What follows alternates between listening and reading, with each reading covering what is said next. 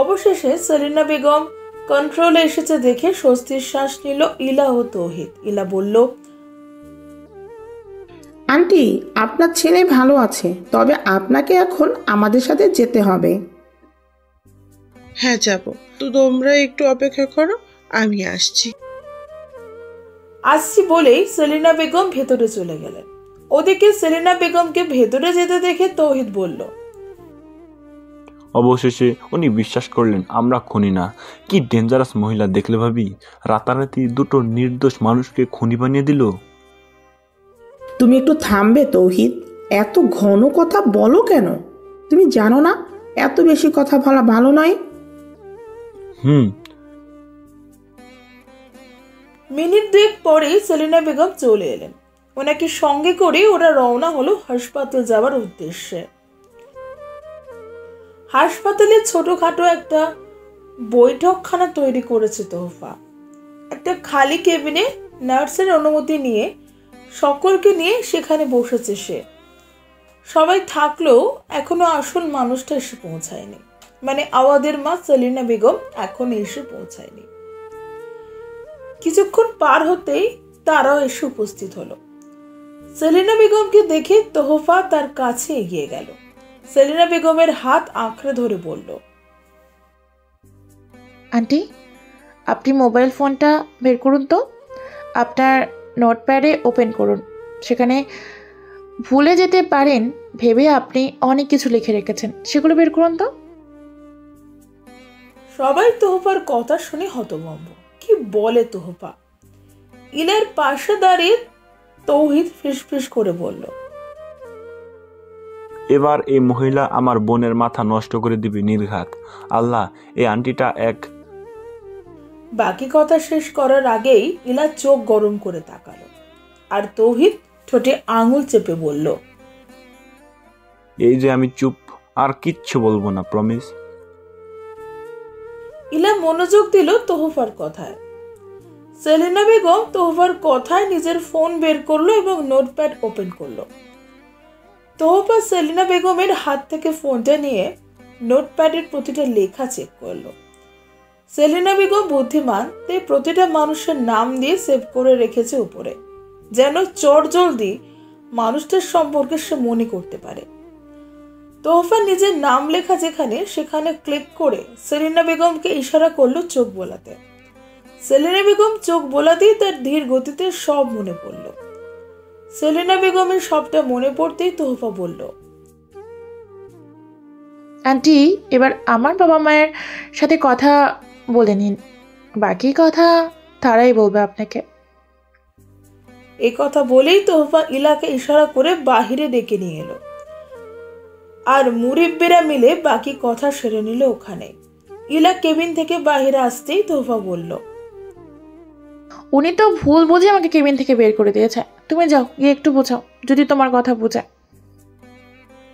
ননদের কথায় মুখ টিপে হাসলো ইলা। হাসতে হাসতে বলল, এত বড় কবে হলে তোফা? নিজের জন্য আমাদের এমন হয়েছে ভেবে তার সুস্থতার জন্য তাকে বিয়ে করে নিচ্ছ এভাবেই? সত্যি আমি অনেক খুশি তোমার মতামতে।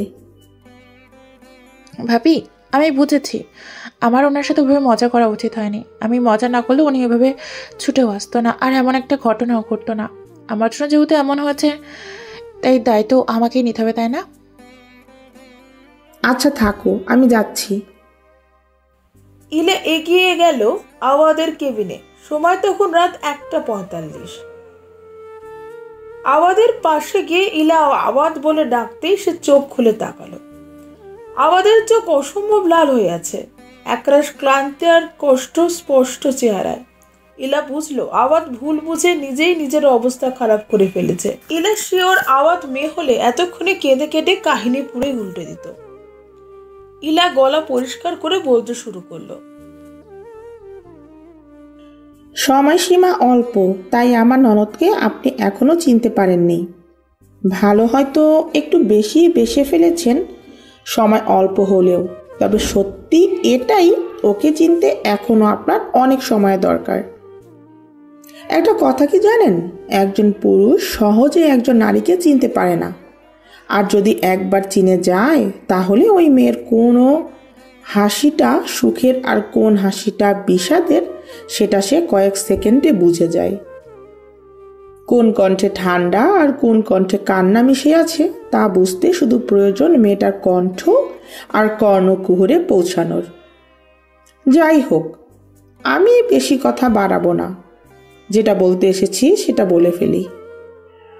আপনি যখন তোহফাকে বলেছেন আপনি পঙ্গু বলে হয়তো আমরা আপনার সাথে বিয়ে দিতে রাজি হব না, ঠিক তখনই ও বাবাকে মানে আমার শ্বশুরকে কেঁদে কেটে রাজি করিয়েছে আজ এই মুহূর্তে সে আপনাই বিয়ে করবে। এখানেই বাবা যেন সবটা ব্যবস্থা করে। আর তোহফা আমাদের পরিবারের কি সেটা হয়তো কিছুটা হলেও আন্দাজ করতে পেরেছেন, তাই বাবা বিনা বাক্যে হ্যাঁ বলে দিয়েছে। তাই বিয়েটা এখানে মানে হাসপাতালেই হবে।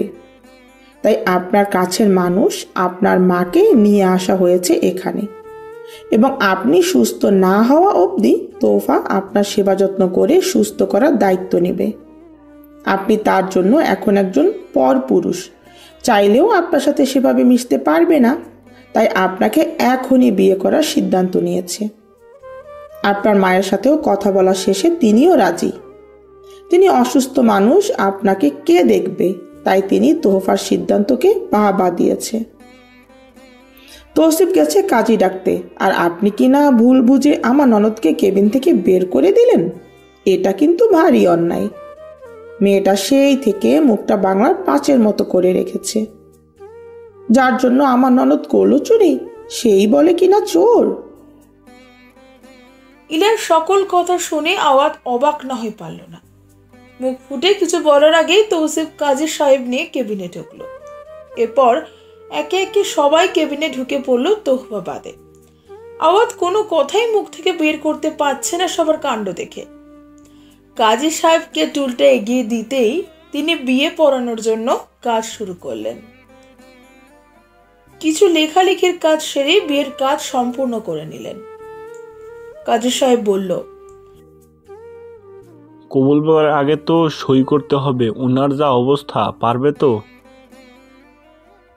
কাজী সাহেবের কথায় সবাই একটু চিন্তিত হলো। সবাইকে অবাক করে দিয়ে আওয়াজ বলল, আমি পারবো, আমাকে দিন, আমি সই করতে পারবো।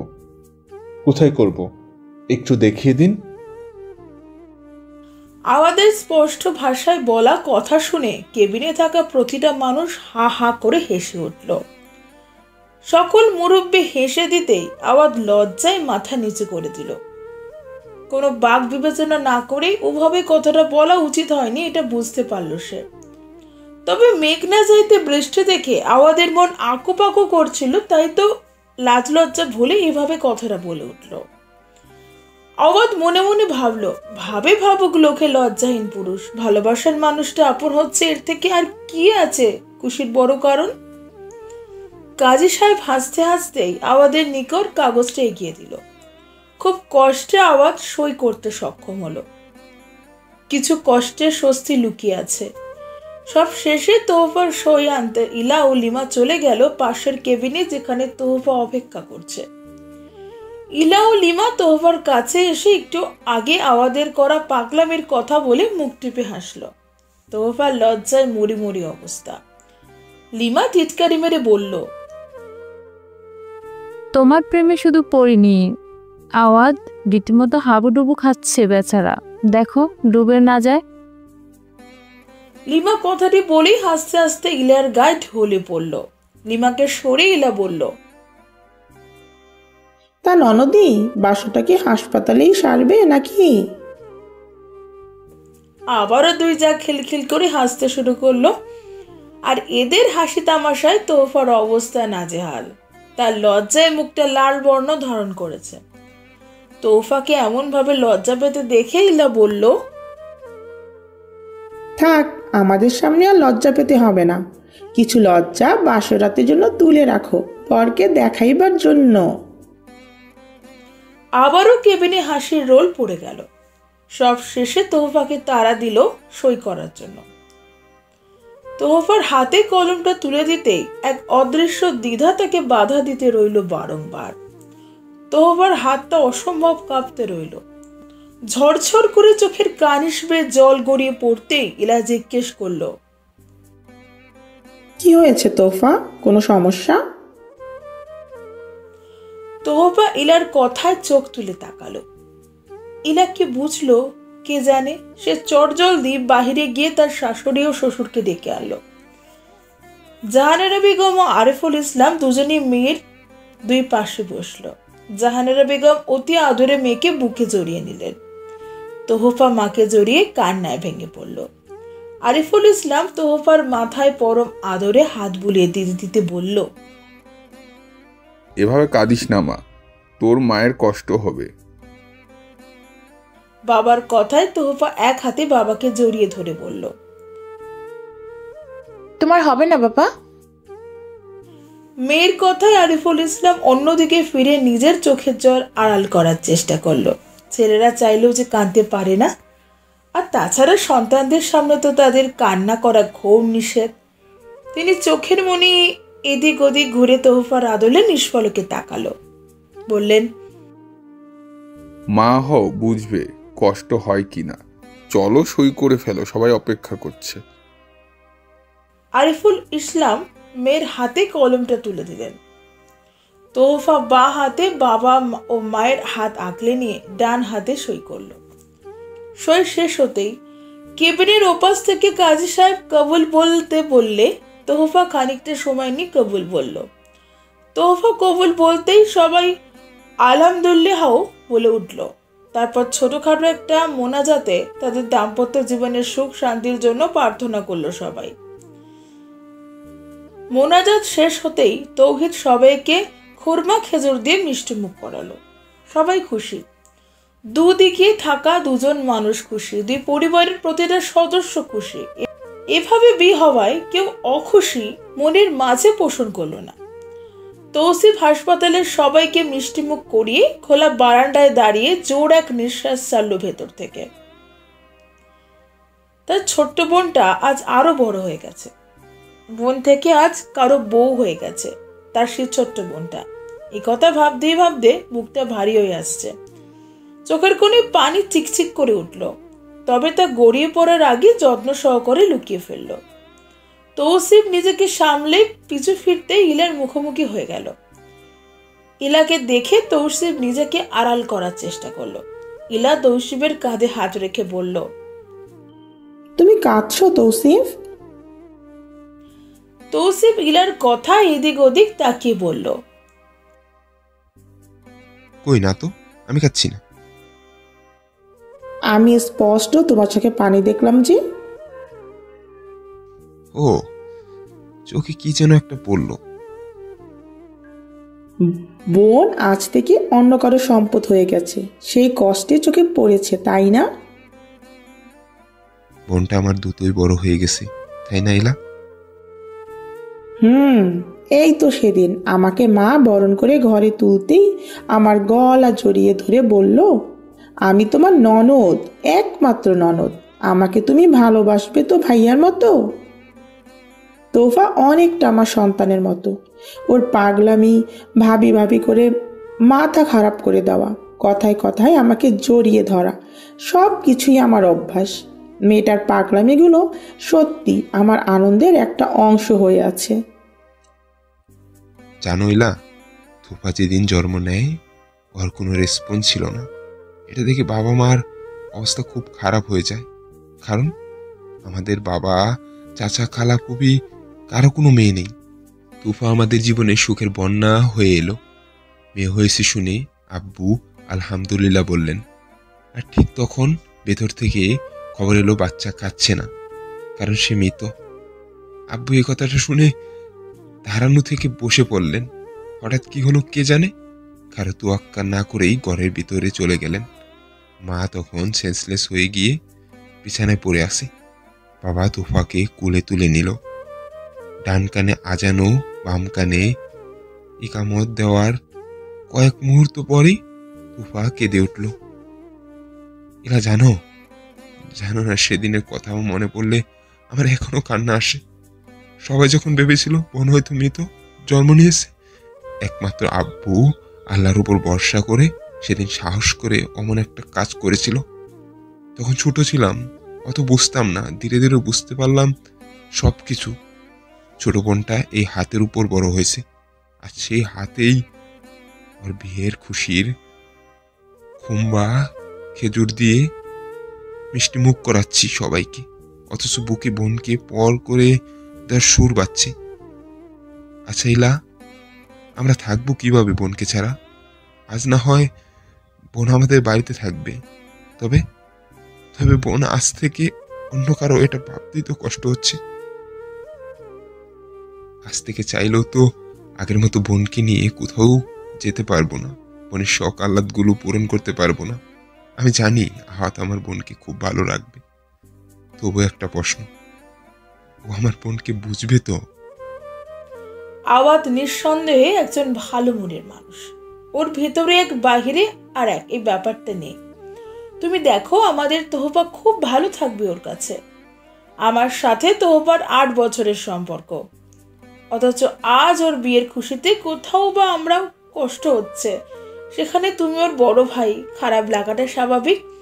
তবে আমি বলবো, সব মেয়েকেই বাবার বাড়ি ছেড়ে একদিন শ্বশুর বাড়ি যেতে হয়, এটাই যে নিয়ম।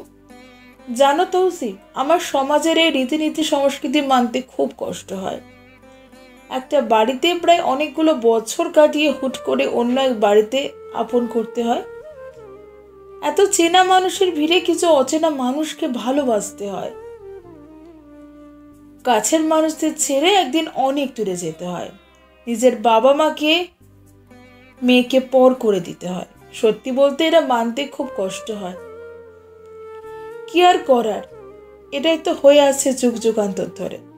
তবে তুমি যাই বলো, তোহফার পাগলামিতে সবাই এভাবে সায় দেবে আমি ভাবতেও পারিনি। সব শেষে এটাই বলবো, যা হয়েছে খুব ভালো হয়েছে। ইলার কথায় স্মিত হাসলো তৌসিফ। কি ভেবে তৌসিফ ইলার গালে হাত ছোঁয়ালো। ইলার গালে হাত ছোঁয়াতেই ইলা শিউরে উঠল। ইলাকে শিউরে উঠতে দেখে তৌসিফ আবারও হাসলো। মেয়েটা আজও তার ছোঁয়ার প্রথম দিনের মতোই শিউরে ওঠে। জীবন সঙ্গী হিসেবে এমন একটা মানুষ মহান আল্লাহ তার জন্য লিখে রেখেছিল, ভাবতেই ভালো লাগে তৌসিফের। মেয়েটাকে যেদিন তারা প্রথম দেখতে গিয়েছিল, সে কি রাগ মেয়েটার। বাবা মা জোর করেই তাদের সামনে এনে বসিয়েছিল ইলাকে। ইলা মাথা নিচু করে যে রেখেছিল, সেই মাথা উঁচু করেছিল ফিরে যাবার পর। অবশ্য সাথে তৌসিফও ছিল তখন, কারণ তাদের আলাদাভাবে কথা বলার সুযোগ করে দেওয়া হয়েছিল। তৌসিফের সেদিনের ঘটনাটা আজও স্পষ্ট মনে আছে, যেদিন ইলার পাগলামিতে সে এবং তার পরিবার বিপাকে পড়েছিল। তৌসিফের পরিবার গিয়েছিল শুধুমাত্র মেয়ে দেখার আয়োজন করে, তবে সেদিনই ইলার জেদের জন্য তাকে বিয়ে করে বউ নিয়ে বাড়ি ফিরতে হয়েছিল। পরিবারের বড় ছেলের বিয়ে এভাবে কাউকে না জানিয়ে দিতে তার বাবা মায়েরও খুব খারাপ লাগছিল। এমনকি সেদিন তোহফাও তাদের সাথে ছিল না। সেদিনের সেই ঘটনা মনে পড়তেই তৌসিফ আপন মনে হেসে উঠল। তৌসিফকে হাসতে দেখে ইলা প্রশ্ন করল, এভাবে কি ভেবে হাসছো? ইলার প্রশ্নে তৌসিফ নিজের হাসি বজায় রেখেই বলল, দেখতে হবে না তোফা, কার ননদ? ভাবির পাগলামি যে মন মানতে গিয়ে আমাদের অবস্থা নাজেহাল হয়েছিল, তেমনি ননদের পাগলামিতে তো অবস্থা এখনো ঠিকঠাক আছে। পাগলের সাথে পাগলামি বেশি মানায়। আর আমার বোনটা তোমার সঙ্গদোষে পাগলামিগুলো একটু বেশি শিখে গিয়েছে। কথাগুলো শেষ করেই তৌসিফ হাসতে হাসতে চলে গেল। অন্যদিকে তৌসিফ কি বলে গেল মনে করতে ইলার মাঝে একরাশ লজ্জা হানা দিল। সেদিনের কথাগুলো আজও স্পষ্ট ইলার কাছে। ইলা তখন সবে ইন্টার পাশ করেছে। এর মধ্যেই তার বাবা বলল ছেলেপক্ষ তাকে দেখতে আসছে। এই কথা শুনে ইলার রাগ তরতর করে বেড়ে যায়। ঘরের মধ্যে জড় বস্তুর মতো বসে থাকতে থাকে। মা বাবার এক প্রকার জোর করেই তাকে তৌসিফদের সামনে নিয়ে যায়। তবে ইলা মনে মনে ফোন দিয়ে আছে বিশাল এক ঘটনা ঘটানোর জন্য। তৌসিফ এবং তাকে যখন কথা বলার জন্য আলাদাভাবে ঘরে পাঠানো হয়, তখন ইলা সর্বপ্রথম যে কথা বলে সেটা ছিল, আমাকে এই মুহূর্তে বিয়ে করতে হবে, না হলে বিয়ে ক্যান্সেল। আরও একটা কথা, এর পরেও যদি বাবা মা জোর করে বিয়ে দেওয়ার জন্য, তাহলে হয় পালিয়ে যাব, না হয় সুইসাইড করব। বেচারা তৌসিফ ইলার কথায় অনবরত ঘামতে শুরু করে। তার অবস্থা নাজেহাল দেখে ইলা মুখ টিপে হাসে। সে ভাবে তার কাজ হয়ে গেছে, হয় তৌসিফের পরিবার আমাকে পছন্দ করেনি বলে চলে যাবে, না হয় মেয়ের চরিত্র ভালো নয় বলে প্রস্তাব নাকচ করে দেবে। কিন্তু ইলার এত আনন্দ মাটি করে দিয়ে তৌসিফ জিজ্ঞেস করলো, কাউকে ভালোবাসো? ইলা জানায় এমন কোনো ব্যাপার নেই, তার ইচ্ছায় এখনই বিয়ে না হয় পাত্র রিজেক্ট। তবে আমাদের তৌসিফের ইলাকে বেশ পছন্দ হয়, তাই সে তৎক্ষণাৎ বাবা মায়ের সাথে ঘটনাটা খুলে বলে। তৌসিফের বাবা মা অন্য বাবা মায়ের থেকে আলাদা, তাই তারা তক্ষুনি রাজি হয়ে যায়। অন্যদিকে ছেলেপক্ষ রাজি থাকায় ইলার বাবা মাও কোনো দ্বিধাবোধ রাখে না বিয়ে না দেওয়ার জন্য, কারণ তারা তৌসিফ ও তার পরিবারের খোঁজ খবর আগে থেকেই নিয়ে রেখেছিল। এমন পরিবারে মেয়ে বিয়ে দিতে পারলে তারাও খুব খুশি হবে। ব্যাস, তারপর আর কি, হুট করে কাজে ডেকে বিয়ে কমপ্লিট করে ইলাকে নিয়ে তৌসিফ ও তার পরিবার বাড়ি ফেরে। বেচারি ইলা তৌসিফকে নাকানি চোবানি খাওয়াতে গিয়ে সেদিন নিজেই নাকানি চোবানি খেয়ে ওঠে তৌসিফ নামক মানুষটার সাথে জীবন জড়িয়ে। অবশ্য পরে ইলা বুঝতে পারে সব পরিবার ছেলে বিয়ে করিয়ে বাড়িতে কাজের লোক আনে না, কেউ কেউ ছেলে বিয়ে দিয়ে বাড়িতে মেয়ে আনে। ইলার বিয়ে না করার প্রথম কারণটা ছিল লেখাপড়া বন্ধ হয়ে যাবে এটা ভেবে।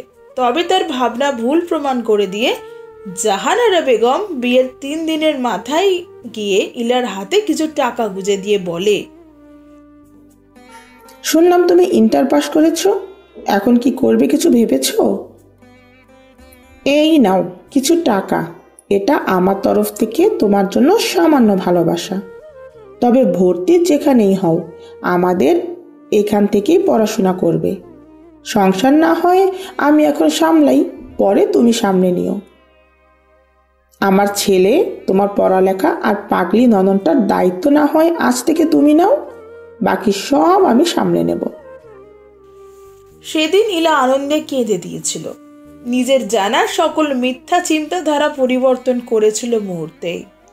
পুরাতন কথা মনে করতেই চোখের কোণায় জল জমল। ইস, জীবনটা এত সুন্দর কেন? তার সাথে জড়িয়ে থাকা মানুষগুলো এত ভালো কেন? দূরের মসজিদ থেকে ভেসে আসছে আসসালাতু খায়রু মিনান নাওম। তখন চাপার স্বরে কথা বলছে লিমা তার মায়ের সাথে। একসময় সে রেগে গিয়ে ফোনটা কেটে দিল। রাগের বশে ফোনটা আছাড় মারতে গিয়েও মারে না। মাঝে মাঝে ইচ্ছে হয় পরিবারের থেকে সকল সম্পর্ক বিচ্ছেদ করে দিতে, আর ভালো লাগে না এই পরিবার নামক প্যারা। সবসময় টাকা টাকা করে মাথা খারাপ করে দেওয়া মায়ের মুখের ওপর কিছু কড়া কথা বলতে চেয়েও পারে না। বাবার শরীরটা দিনকে দিন খারাপ হচ্ছে, ভালো ডাক্তার চিকিৎসা চাইলেও করাতে পারছে না। একটা মানুষের কাছে কত চাওয়া যায়? নিজের বিবেক বলতেও তো একটা কথা আছে। হঠাৎ পিছন থেকে কারো পায়ের আওয়াজ পেয়ে লিমা নিজেকে সংযত করে নেয়।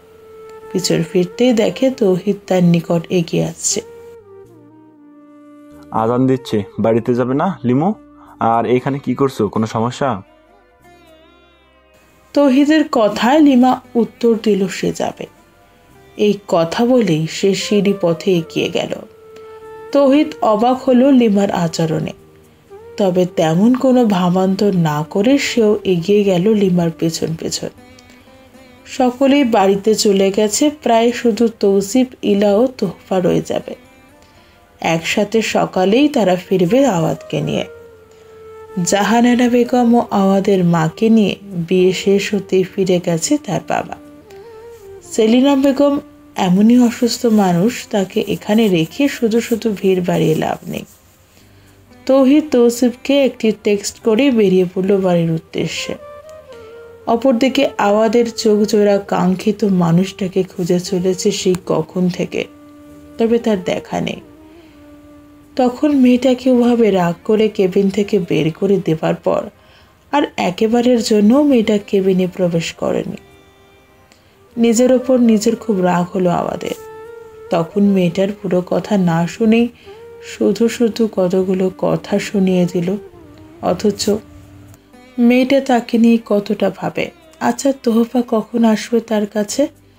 সকল অভিমান দূর করে কখন আওয়াদের নিকট এগিয়ে আসবে সে? আওয়াদের মনে যে সুপ্ত অনুভূতিরা খেলা করতে শুরু করেছে। একটা ব্যাপার ভাবতেই আওয়াদের কেমন জানি খুশি খুশি লাগছে। ব্যাপারটা হলো, তোহফা যখন সেই কেবিন থেকে বেরিয়ে গিয়েছিল তখন সে আওয়াদের না হওয়া প্রেমিকা ছিল, যাকে সে কাজল চোখের মেয়ে নামে ডাকত। এবার সে কেবিনে ঢুকবে, তখন সে তার স্ত্রী রূপে প্রবেশ করবে। আওয়াদ তোহফাকে নতুন নাম দেবে। তোহফা নামের অর্থ ভাগ্যবান বা উপহার। তোহফা তার জীবনের শ্রেষ্ঠ উপহার হিসেবে এসেছে, তাই আজ থেকে তোহফাকে সে। আপনি কি জেগে আছেন আওয়াদ? হঠাৎ নিজের ভাবনার ভাটা পড়ে ইলার প্রশ্নে। আওয়াদ মাথা ঘুরিয়ে ইলার দিকে চাইতেই ইলা হাসি মুখে এগিয়ে আসে, মজা করে জিজ্ঞেস করে, কাঙ্ক্ষিত মানুষটার বদলে অনাকাঙ্ক্ষিত মানুষটার কণ্ঠে বিরক্ত হলেন নাকি? আওয়াদ মুচকি হাসে ইলার কথায়, তারপর বলে, কাঙ্ক্ষিত মানুষটাকে বোধ হয় একটু বেশি কষ্ট দিয়ে ফেলেছি নিজের অজান্তে, তাই হয়তো তার মনের আকাশে মেঘ জমেছে। মেঘ জমেছে, সমস্যা নেই, সকল মেঘ ভালোবাসা দিয়ে ভ্যানিশ করে দিবেন। আর কাঙ্ক্ষিত মানুষটা যে হালাল ভাবে আপনারা হয়ে গেছেন, তবে একটু আফসোস, চাইলেও হালাল মানুষটাকে ছুঁয়ে দিতে পারবেন না। ইস, কি কষ্ট। ইলা কথাটা বলে খিলখিল করে হেসে উঠল। ইলার কথায় আওয়াদের লজ্জা পাওয়ার কথা, তবে আওয়াদ লজ্জা না পেয়ে ইলার উদ্দেশ্যে বলল, ফা ইন্না মা আল ইসরি ইউসরান, ইন্না মা আল ইসরি ইউসরা। অর্থ অবশ্যই কষ্টের সাথে স্বস্তি আছে, অবশ্যই কষ্টের সাথে স্বস্তি লুকিয়ে আছে ভাবি। ইলা আওয়াদের কথায় মুগ্ধ হলো। কিভাবে তার মজাটাকে ভালোবাসা দিয়ে পরিপূর্ণ করে তাকে বুঝিয়ে দিল আওয়াদ। ইলা বুঝতে পারল এই ছেলেটার কাছে তার ননদ ইনশাল্লাহ অনেক অনেক ভালো থাকবে। তোহফাকে আওয়াদ মাথায় তাজ করে রাখবে, ইলা নিশ্চিত। তোহফা তার পরিবারের জন্য উপহার হয়ে এসেছিলেন। আজ তোহফা আওয়াদকে ভাগ্য উপহার হিসেবে পেয়েছে। ইলার কেন জানি চোখের কোণে জল জমল। এত খুশির মাঝেও চোখে জল কেন আসে তা ইলার অজানা। তবে ইলার একটু বেশি আনন্দ লাগছে এমন একজন মানুষের সাথে তার ননদের বিয়ে হচ্ছে দেখে। তার সহজ সরল ননদ এমন একজনই জীবনসঙ্গী পাওয়ার যোগ্য। আল্লাহ যা করেন ভালোর জন্যই করেন, এটা আবারও প্রমাণিত হলো ইলার কাছে। কিছু সুখ একটু অদ্ভুত, সুন্দর এবং অন্যরকম। তবে এমন ভালোবাসা খুব সহজে তার দীর্ঘায়ু হয়ে থাকে না, এটাই শুনে এসেছে তার মা চাচিদের থেকে। তবে কি করে অঘটন করবে আওয়াদ ও তোহফার সুখের জীবনে, যা সব কিছুকে তছনছ করে দেবে? কোথাও বা কেউ নেই তো আওয়াদ ও তোহফার সুখে নজর দিতে?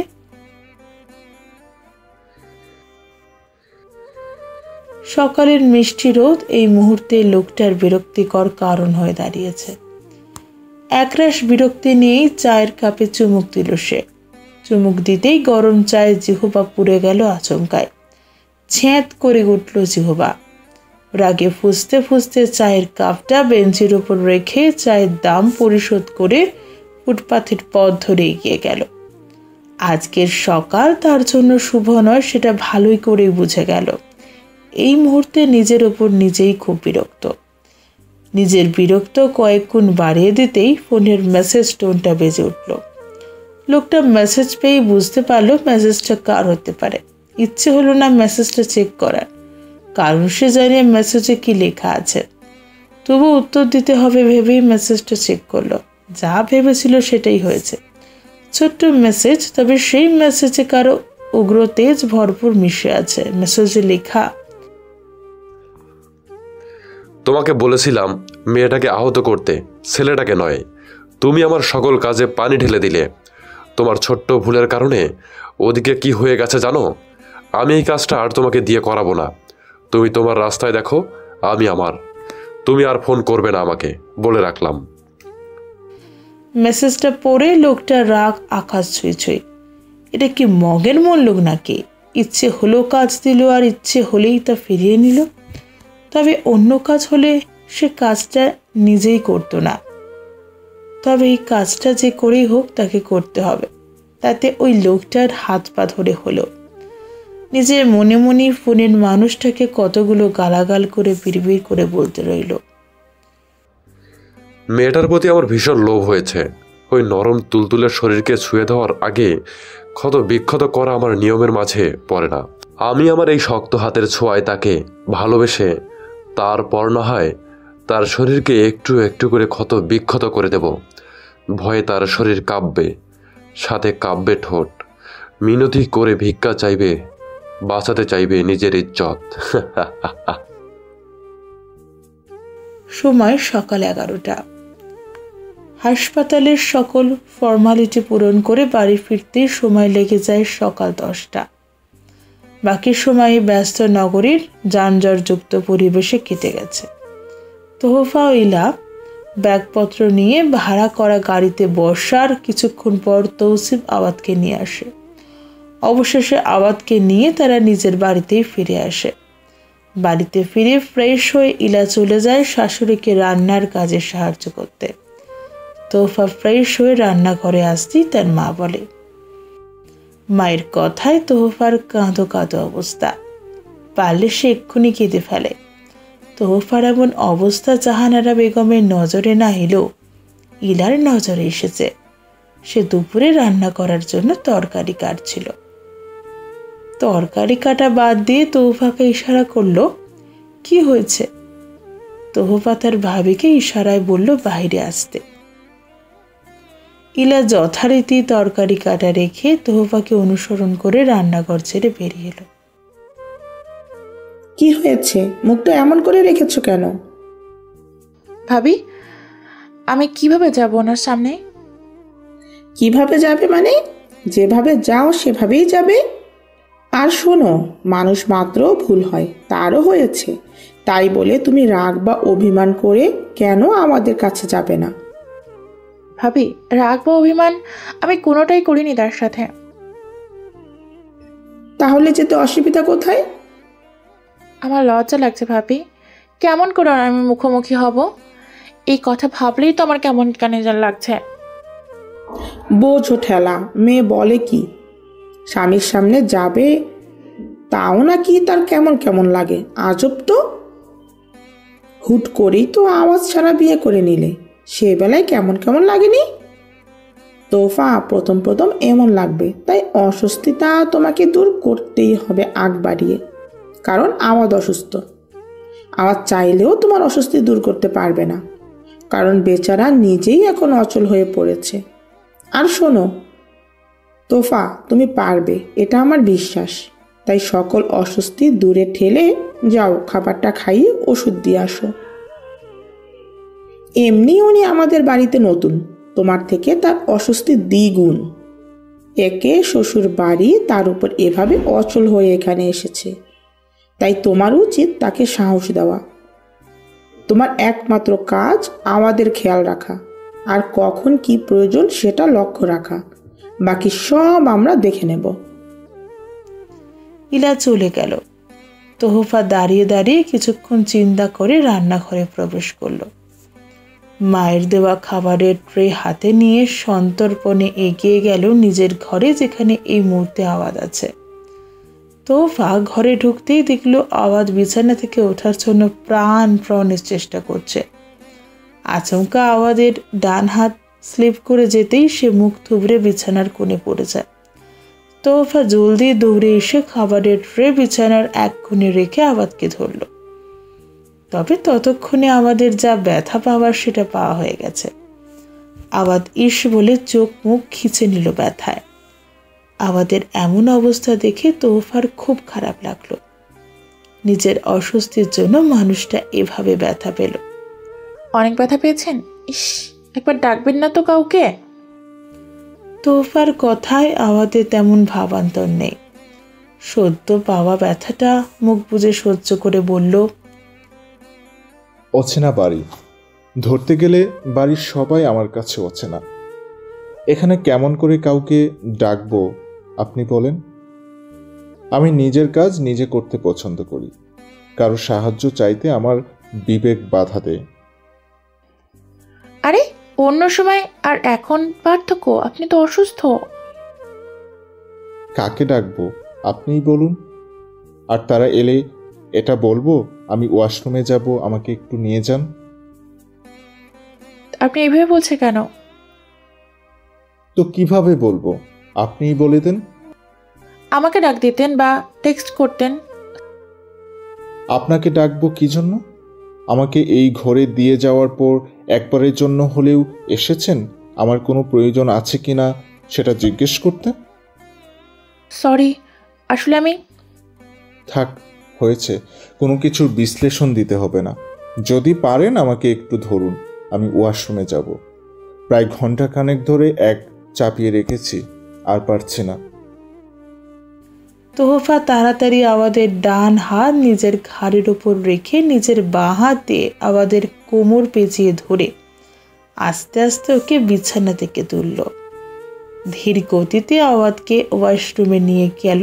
অবশেষে কিছুক্ষণ পর আওয়াদ ওয়াশরুম থেকে বেরিয়ে আসতেই আগের মতোই তাকে ধরে নিয়ে বিছানায় শোয়ালো। আওয়াদ শুয়ে পড়তেই তোহফা নিজের হাত পরিষ্কার করতে চলে যায়। ফিরে এসে আওয়াদকে খাবার পরিবেশন করতে গেলেই আওয়াদ গম্ভীর কণ্ঠে বলে, ডান হাতটা এখনো ঠিক আছে, হয়তো একটু ছিলে গেছে, তবে অসুবিধা নেই, খেতে পারবো, কারো দয়া লাগবে না। আওয়াদের কথায় তোহফা কষ্ট পেল। আবারও এটাও বুঝলো আওয়াদ অভিমান করেছে হয়তো তার ওপর। আর সে আওয়াদকে দয়া কেন করবে? ভালোবেসেই এগুলো করছে। হয়তো সে ভালোবাসার কথা মুখে বলতে পারছে না, তাই বলে লোকটা দয়া বলে উঠল। তোহফা খেয়াল করেছে হাসপাতাল থেকে ফেরার পথে আওয়াদ বারবার তার দিকে তাকিয়েছে। চোখের ইশারায় তোহফা দৃষ্টি আকর্ষণ করার চেষ্টা করেছে, তবে তোহফা কেন জানি একবারের জন্য তাকাতে পারেনি। তারপর ঘরে দিয়ে এসে সে যে হা হয়েছে আর এই ঘরে আসেনি, তাই হয়তো আওয়াদ অভিমান করেছে। তোহফা আওয়াদের কথা তোয়াক্কা না করে বলল, আমার ফুলগুলো ফুল আর আপনার করা ফুলগুলো কি সাধু? তোহফার ইঙ্গিত বুঝতে পেরে আওয়াদ বলল, ভুলগুলোর জন্য ক্ষমা চাওয়ার যে একটা সুযোগ সেটাও তো দিচ্ছেন না, তাহলে দোষ কি আমার? দোষ কোথায় দিলাম? দোষ দিবেন কেন? অভিযোগ করছেন তো? যেটাই ভাবুন, অসুবিধা নেই। এখন চুপচাপ খাবার খেয়ে একটা লম্বা ঘুম নেন। সারা রাত জেগেছিলেন। গোটা একটা রাত কি আমি একাই জেগেছিলাম নাকি? আপনিও ছিলেন। আপনি ঘুমাবেন না? ঘুমাবো। আমাকে গোসল করবো, তারপর না হয় আমার ঘুমিয়ে আসবে না। আমারও খারাপ লাগছে, গোসল করতে পারলে ভালোই লাগতো। এই না, আপনার পানি লাগানো নিষেধ। একটা কাজ করছে, কুসুম গরম পানি দিয়ে আপনার শরীর মুছিয়ে দিই, ভালো লাগবে। কে মুছিয়ে দিবে? আপনি? হ্যাঁ, কেন? আমি তো তোহফা জিহ্বায় কামড় দিল। কি বলে ফেলেছে নিজের অজান্তে এটা ভেবে। তোহফাকে আচমকা চুপ হতে দেখে আওয়াদ মুচকি হাসল। তোহফা আর নজরে আওয়াদকে হাসতে দেখে লজ্জায় পড়ে গেল। তোহফার লজ্জা আরো বাড়িয়ে দিতে আওয়াদ বলল, যে মেয়ে আমার সামনে আসতেই ভয় পাচ্ছিল, সে কিভাবে আমার শরীর মুছিয়ে দিবে? তার বুঝি লজ্জা করবে না? তোহফা আওয়াদের কথায় পল্লব জোড়া এদিক ওদিক ঘোরাঘুরি করতে লাগলো। লজ্জায় তার মাথা কাটা যাচ্ছে। কথা বলতে বলতেই অপ্রয়োজনীয় কথা বলাটা তাকে কেমন অস্বস্তিকর পরিস্থিতিতে ফেললো ভেবেই কেমন একটা লাগছে। তোহফা পারছে না এখান থেকে ছুট লাগিয়ে পালিয়ে যেতে। এখন চলে গেলে হয়তো মানুষটা আবারও অভিমান করবে। সেই অভিমান থেকেই নাস্তাটাই আর করবে না। তাই সকল দ্বিধাদ্বন্দ্ব দূর করে তোহফা আওয়াদের মুখে খাবার তুলে দিল। আওয়াদ তোহফার এমন কাণ্ডে হাহা করে হেসে উঠল, আর হাসি তোহফার লজ্জা আরও কয়েক গুণ বাড়িয়ে দিল। এভাবেই পথ চলা শুরু তাদের নতুন জীবনের বুঝি।